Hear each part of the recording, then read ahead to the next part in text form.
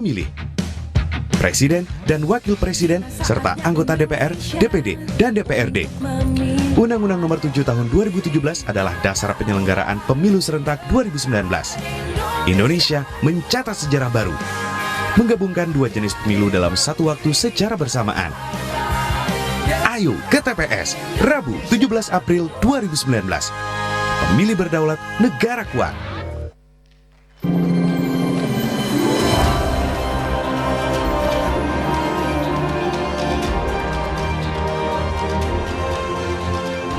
Selamat malam untuk Anda yang baru bergabung bersama kami. Inilah debat pertama Capres dan Cawapres Pemilu 2019. Dalam dua segmen berikutnya, setiap paslon akan memberikan satu pertanyaan kepada paslon lainnya. Jika pada segmen-segmen sebelumnya pertanyaan disusun oleh para panelis, kali ini gagasan murni berasal dari para paslon. Jadi mestinya tidak ada kisi-kisi, tidak ada pertanyaan terbuka. Dan jawaban pertanyaan akan ditanggapi oleh paslon penanya untuk kemudian direspon kembali oleh paslon lainnya. Kami ingatkan kepada para paslon yang direspon adalah apa yang disampaikan oleh paslon lainnya. Mari kita berharap diskusi malam hari ini akan bernas, akan kuat dan sangat fundamental untuk publik kita.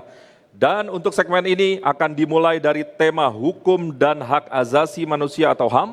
Sesuai dengan hasil pengundian yang telah dilakukan sebelumnya, kesempatan pertama akan diberikan kepada paslon 01 untuk bertanya. Kemudian kami segera persilahkan Anda untuk segera bertanya kepada paslon 02. Waktunya 2 menit dimulai, mohon maaf kami ulangi, waktunya adalah 1 menit dimulai saat Anda berbicara.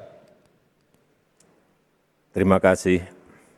Dalam visi misi Bapak menyebutkan bahwa setiap kebijakan akan berperspektif gender dan pemberdayaan perempuan.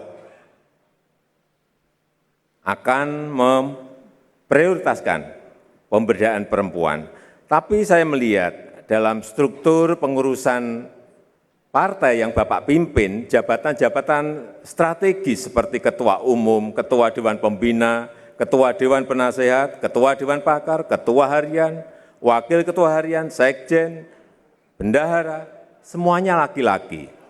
Bagaimana Bapak menjawab inkonsistensi ini? Waktu bertanya masih ada, paslon 01. Ini Bapak. Apakah cukup? Baik, bila cukup saya akan segera persilahkan paslon 02 menjawab pertanyaan dari paslon 01 dan waktu menjawabnya 2 menit dimulai saat Bapak berbicara. Baik, saya ingin jelaskan partai kami adalah partai muda, partai baru. Kami baru berdiri kurang lebih 10 tahun dan pada saat penyusunan tentunya kita memilih dan menunjuk siapa yang paling pertama dan paling mau untuk muncul. Tetapi benar yang Bapak itu sebut, tapi yang di eselon-eselon sebagai contoh Wakil Ketua Umum, saya kira cukup. Kita punya Wakil Ketua Umum Ibu Rahmawati Soekarno Putri, ya, beliau bertanggung jawab untuk ideologi. Kita juga punya beberapa Wakil Ketua Umum lainnya. Kemudian kita punya sayap partai yang namanya Perempuan Indonesia Raya, dan kita punya susunan caleg, saya kira mungkin terbanyak dari seluruh partai, Pak. Undang-undang kalau tidak salah mewajibkan 30%, kita mungkin sudah mendekati 40% dalam, mungkin tidak sampai 40 tapi sudah mendekati, dan itu tekad kami. Jadi kita memang mengakui ini adalah suatu perjuangan. Kita belum puas, tapi kami membuka peluang sebesar-besarnya untuk emak-emak perempuan untuk bergerak. Dan sekarang pendukung kita yang paling keras adalah emak-emak di seluruh Indonesia. Gitu. Saya kira demikian. Waktunya masih tersedia. Saya bukan Gerindra lagi Pak, nggak bisa jawab Pak. Oh iya, benar, sorry. Kecuali ya. Bapak angkat lagi Pak. Enggak, jangan. Cukup. Selanjutnya saya akan persilahkan paslon 01 untuk menanggapi jawaban dari paslon 02. Waktunya 1 menit. Ya sebetulnya saya tidak harus menjawab lagi karena Pak Prabowo sudah mengakui. Tetapi bahwa apa yang sudah diakui tadi, kalau saya boleh membandingkan, mohon maaf. Misalnya di kabinet saya, saat saya membentuk kabinet, ada 9 menteri perempuan yang menempati tempat-tempat strategis. Misalnya Menlu itu adalah menteri luar negeri pertama. Kemudian menteri BUMN, menteri keuangan, kemudian menteri LHK, kemudian menteri yang berani dan nekat, menteri kelautan dan perikanan. Dan saya juga pernah membentuk yang namanya Pansel KPK, terdiri dari 9 orang yang semuanya perempuan. Dan mereka bisa memilih Waktunya habis. komisioner yang Pak paling Jokowi, baik. waktunya habis. Selanjutnya paslon 02. Kami persilahkan menanggapi tanggapan dari paslon 01. Waktunya 1 menit. Baik, saya kira itu sah, tapi juga sekarang masyarakat juga menilai beberapa yang Bapak tadi banggakan justru yang menunjukkan suatu kerugian-kerugian besar bagi kepentingan bangsa dan rakyat. Jadi menurut saya kita jangan permasalahkan orang demi orang. Ya kita masalahkan adalah kebijakan-kebijakan yang dia hasilkan, yang dia produkkan. Jadi kalau dibilang masalah gender, oke, kita cari, kita bisa hitung jumlah. Tapi kalau kita bilang output, ya kita bisa berdebat lagi, kita bisa berdebat lebih lama lagi. Jangan hanya perempuan diangkat dan kita bangga, harus perempuan tapi juga cakap dan pro rakyat, dan tidak perempuan mengambil kebijakan-kebijakan yang merugikan rakyat. Ini masalahnya. Ya, jadi saya tidak akan membanggakan hanya karena dia perempuan. Kalau dia perempuan tapi dia tidak membela rakyatnya sendiri, ya saya Pak kira Prabowo, waktunya tidak habis. perlu dibanggakan. Waktunya habis, Pak Prabowo. Baik, kita langsung saja masuk para paslon. Kita masuki bagian kedua, masih pertanyaan dengan tema hukum dan hak asasi manusia atau HAM. Dan kali ini kesempatan kami berikan kepada paslon nomor 02 untuk bertanya. Dan waktunya adalah 1 menit, dimulai pada saat Anda mulai bicara. Silakan. Ya, seperti kita ketahui banyak hukum yang masih tumpang tindih. Dan salah satu dari pertanyaan yang sering ditanyakan kepada saya di masyarakat bahwa bagaimana, apalagi Bapak sudah 4 tahun bekerja untuk meyakinkan masyarakat bahwa tumpang tindih hukum dan lahirnya benturan-benturan kepentingan baru, seperti penunjukan-penunjukan aparat hukum yang berafiliasi terhadap partai politik. Itu ditanyakan oleh masyarakat. Bagaimana investasi bisa meningkat kalau ada kepastian hukum yang terus dipertanyakan. UKM sulit untuk berkembang. Banyak sekali UKM yang menanyakan kepastian hukum. Nah, kami ingin menanyakan kepada Bapak bagaimana untuk memastikan ini terjadi seandainya Bapak mendapatkan amanah dari Allah Subhanahu wa taala untuk 5 tahun ke depan. Sementara Bapak sudah 4 tahun menunjukkan ketidakberhasilan untuk kepastian hukum dan benturan kepentingan hadir di mana-mana. Terima kasih. Oke, cukup. Langsung saja dijawab oleh paslon 01, waktunya 1 menit. Waktunya koreksi 2 menit. Saya akan lakukan revisi-revisi undang-undang yang menghambat berkembangnya UKM-UKM kita. Kita akan revisi banyak sekali undang-undang yang tidak pro kepada investasi. Kita juga akan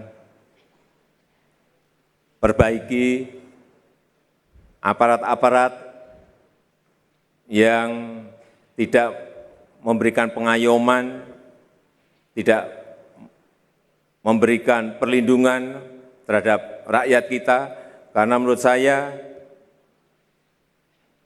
hukum adalah bagaimana negara ini bisa melindungi rakyatnya. Hukum harus bisa memberikan kepastian kepada investasi dan dunia usaha, dan hukum juga tidak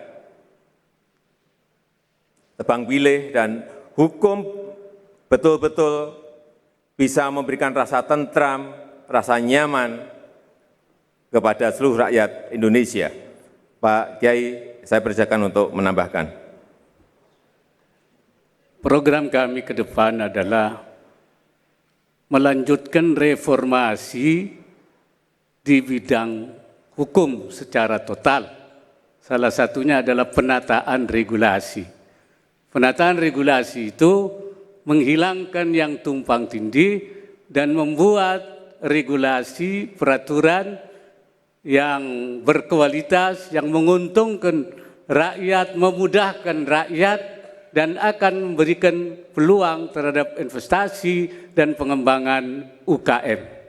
Saya kira itu. Cukup, waktunya masih ada? Cukup.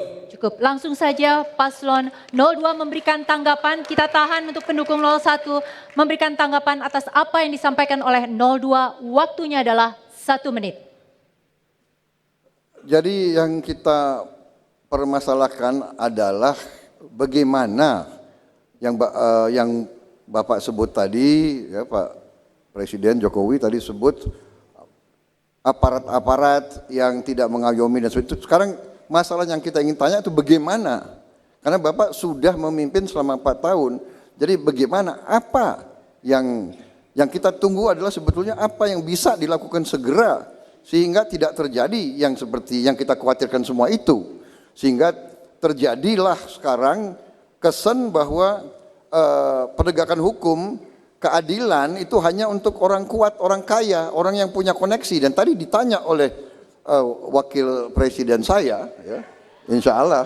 Amin, amin. Jadi ditanya adalah bagaimana tanggapan Bapak ya kalau jabatan-jabatan penting itu diserahkan kepada kader yang aktif dari partai-partai politik dan bukan seorang yang benar-benar netral. Waktunya habis, Pak Prabowo, langsung disambut, diberi tanggapan oleh Paslon 01, waktunya 1 menit dari kata pertama.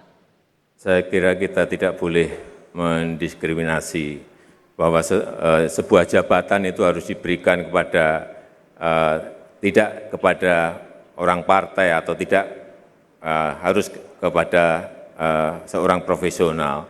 Menurut saya jabatan itu yang paling penting seperti tadi sudah saya sampaikan, ada sebuah merit system, ada sebuah proses rekrutmen yang betul, proses rekrutmen yang transparan, proses rekrutmen yang mengacu pada kompetensi, kepada integritas, kepada kapasitas.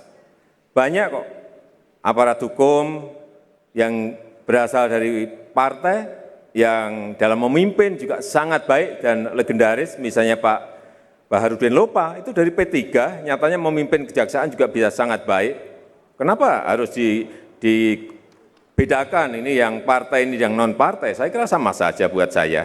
Yang paling penting proses rekrutmennya benar. Waktunya habis, Pak Jokowi. Kita tepuk tangan untuk segmen ini. Silakan pendukung 02, 01 dan tema hukum dan HAM sudah selesai dibahas di segmen ini. Ya, penonton, pendengar, dan juga warganet, usai jeda pariwara kami akan segera kembali dan masuki sesi debat pasangan kandidat untuk tema korupsi dan terorisme.